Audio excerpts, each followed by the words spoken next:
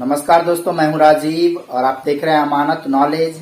दोस्तों, आज हम जानकारी प्राप्त करेंगे कि भूदान में जमीन मिला और उसे 50 साल हो चुका है, लेकिन अब तक दाखिल खारिज नहीं हो पाया है।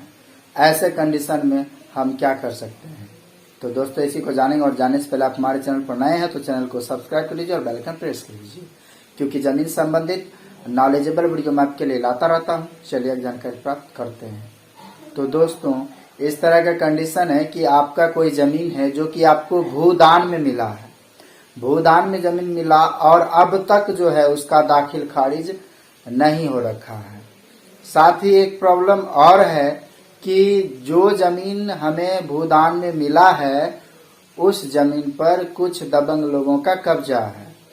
तो इसके लिए हम क्या करें? साथ ही आपका ये भी कहना है कि आपने अंचलाधिकारी को आवेदन दिया, लेकिन वो हमारी नहीं सुनते हैं, उस दबंग व्यक्ति की सुनते हैं।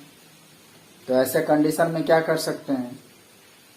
तो सबसे पहले ये आपको देखना है कि आपको जो भूदान में जमीन मिला है उसका दस्तावेज जो आपके पास है, क्या वह रजिस्टर्ड है?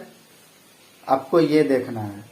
अगर आपका भूदान का जो दस्तावेज है वह रजिस्टर्ड है तो वह मान्य होगा। उसके बाद की प्रक्रिया ये आती है कि आपका जो दाखिल खारिज नहीं हो रखा है, तो दाखिल खारिज उस समय आपको कराना था लेकिन नहीं हुआ, किसी कारणवश, जो भी कारण हो, लेकिन नहीं हो पाया।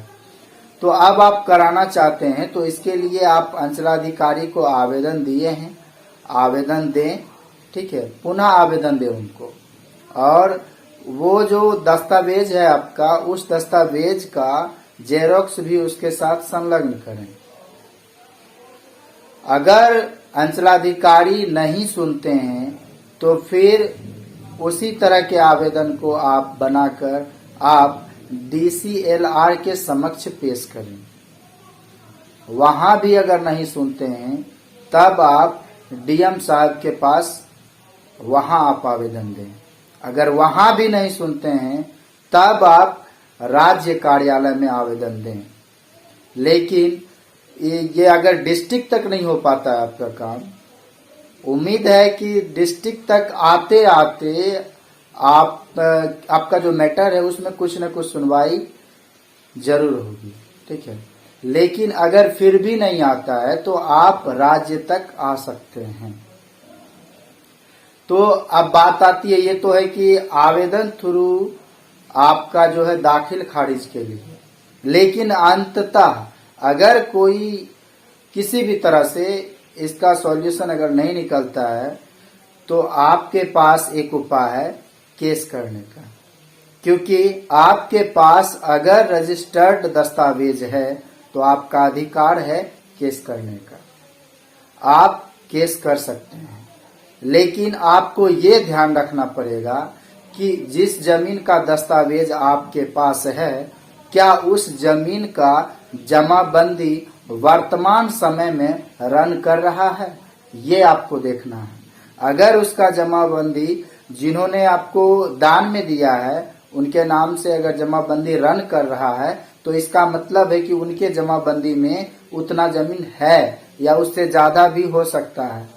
तो जमीन आपको देखना पड़ेगा कि उनके जमाबंदी में है कि नहीं, क्योंकि होता यह है कि 50 साल पूर्व आपको दान में हो सकता है उनके पूर्वज दिया हो, वर्तमान समय आते आते उनके जो वंशज हैं हो सकता है उस जमीन को बेच दिए हो, क्योंकि आपने दाखिल खारिज नहीं कराया था। तो इस चीज को भी आपको देखना है। अगर जमाबंदी उनका रन कर रहा है तो आप केस भी दर्ज कर सकते हैं और फिर उसके रिजल्ट का इंतजार आपको करना पड़ेगा। तो दोस्तों, उम्मीद करता हूँ समझ गए होंगे। अगर समझ में आ गया तो वीडियो को लाइक और शेयर करना ना भूलें। मिलते हैं नेक्स्ट वीडियो के साथ, तब तक के लिए अलविदा।